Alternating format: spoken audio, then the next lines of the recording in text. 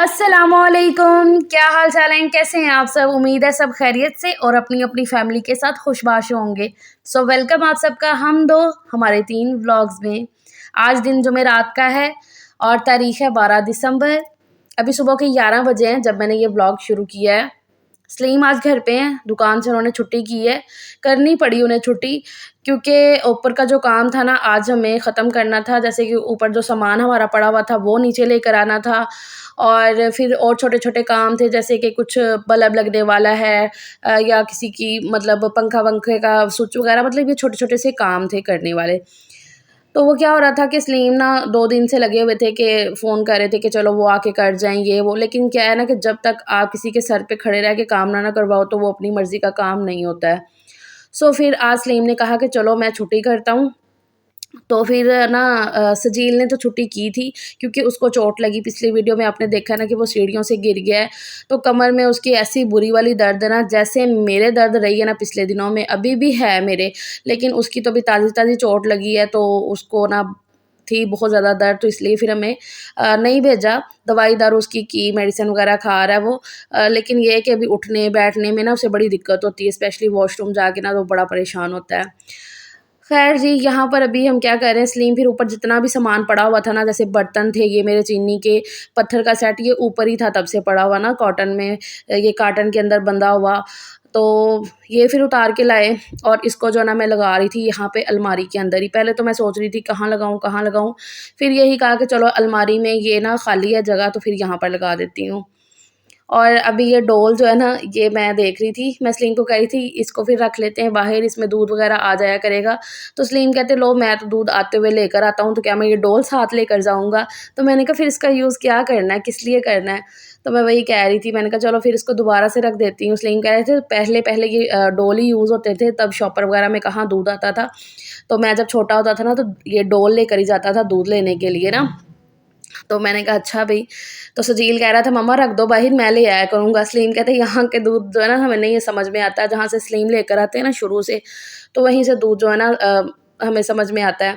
और कहीं से मँगवा भी लें ना तो वो मज़ा नहीं आता चाय-वाय पीने का या बच्चों को दूध पीने का। तो ख़ैर वो हमने बर्तन समेटे बहुत टाइम लगा के।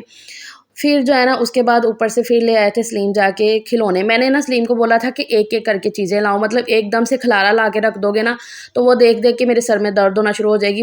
फिर मुझे ये होगा कहाँ से शुरू करना है, कहाँ पे ख़त्म करना है। तो ये देखो ना ये ज़यान की खिलौने वाली जो है ना ये शॉपर में ना, ये मैंने खिलौने वाला शॉपर उतारा ही नहीं था तब से नीचे। क्योंकि ज़यान जो है ना बड़ा सुकून से उधर खेल रहा था, वरना खिलौने जब होते हैं ना तो फिर खिलौने ही इकट्ठे करती रहती है माँ सारा दिन। तो मैं ना जानबूझ के नहीं उतार रही थी ऊपर से खिलौने वाला शॉपर। ख़ैर आज मैंने कहा वो उतारना है, सारा ऊपर की सफाई करनी है, तो फिर ये लेकर आई। इसमें ना और भी बड़ी ज़्यादा चीज़ें थी, जैसे कि ये देखो ना ये कपड़ा है मेरे सूट का बचा हुआ था। तब जब पैकिंग करते हुए ना बस ये था कि रखे जाओ चीज़ें, रखते जाओ। तो वो चीज़ें कई चीज़ें ऐसी थी जो इसमें से मुझे मिली हैं, जैसे कि हानिया की जर्सी जो मैंने अभी दिखाई ना उसकी स्कूल की जर्सी थी, तो मैं ले आई नहीं, मुझे ये है कि मिल ही नहीं रही, पता नहीं कहाँ चलेगी, तो मैं नई जर्सी ले आई और आज जब मैं ये काम कर रही थी तो फिर मुझे वो जर्सी भी मिल गई।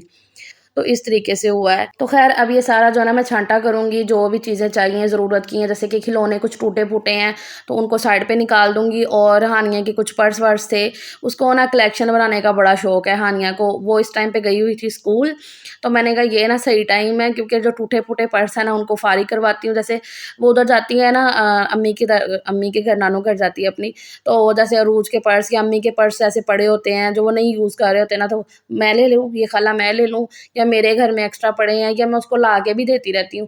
तो उसको ना बड़ा वो है चीज़ों को सँभाल-सँभाल के रखने का ना, तो उसमें बड़े ना फ़ारिग वाले पर्स थे। तो मैंने कहा ये फ़ारिग करवाती हूँ, जो ज़रा सही समझ में आ रहे थे ना वो फिर मैंने रख लिए। जो ज़यान के ज़रूरत के खिलौने थे, जैसे ज़रूरत के तो उसको सारे ही लगने थे। मैंने ना सजील को बोला कि इसको बताना नहीं है कि मैं फेंक रही हूँ, वरना उसने फेंकने ही नहीं देने थे। जो टूटे-फूटे खिलौने थे, जैसे कि जो टूटे हुए थे ना, तो वो फिर मैंने साइड पे निकाले और जो सही-सही थे ना, वो अंदर मैंने उसके ड्रॉवर में रख दिए खिलौनों के। उसके बाद यहाँ पर फिर मैं कैबिनेट सेट कर रही थी ऊपर का ना, क्योंकि बर्तन रखते-रखते ना क्या होता है कोई गिर गया, जब काम कर रहे होते हैं ना तब नहीं होता कि नहीं भई इसको सही करके रखना, तभी होता है कि चलो काम करो फिर बाद में देख लेंगे। तो अभी वही वाला काम मैं कर रही थी कि ऊपर के जो कैबिनेट है ना, वो मैंने सेट किए हैं, बर्तन वगैरह सारे सेट करके रखे हैं। और फिर अभी मैं किचन करूँगी सारा बर्तन-शर्तन।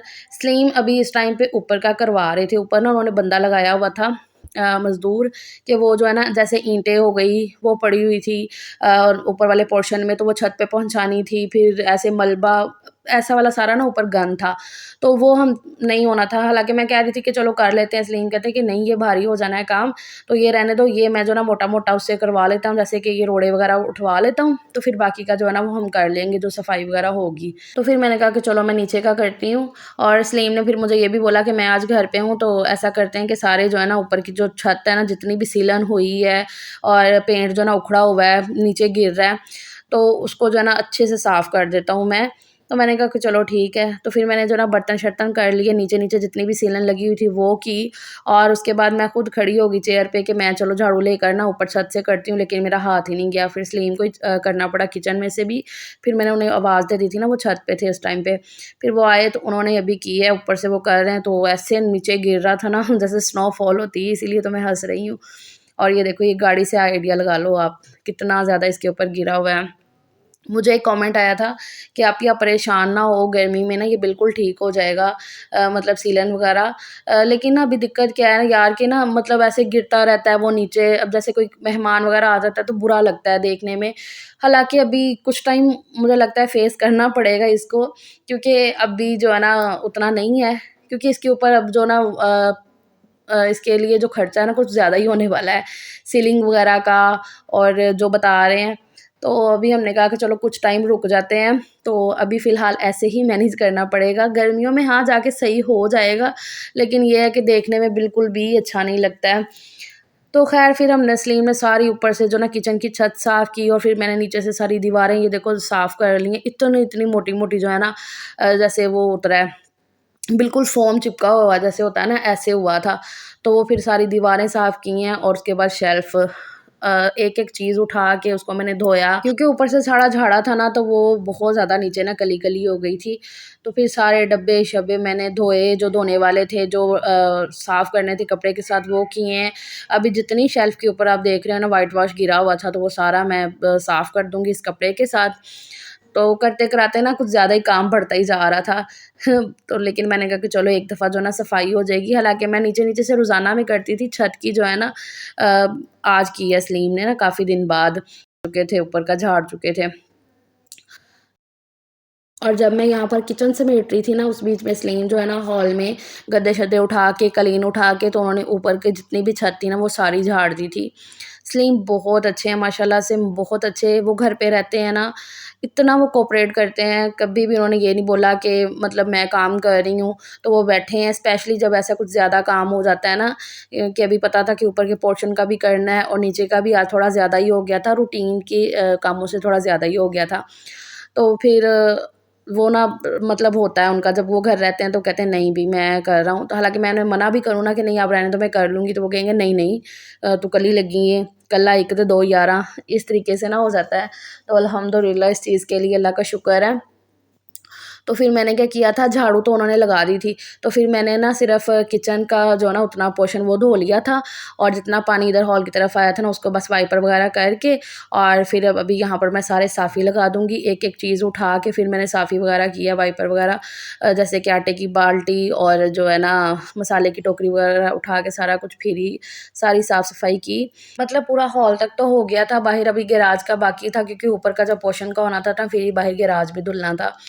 तो फिर हानिया स्कूल से आ गई थी, उसको नहलाया, बच्चों को तीनों को नहला ही रही थी अभी, मतलब उनको चेंज-वेंज किया, तो फिर मेहमान आ गए, सलीम की खाला और खालू आ गए अभी, तो उन्हीं के लिए अभी मैं यहाँ पर चाय-पानी का कर रही हूँ, मतलब सबके लिए चाय बनी है।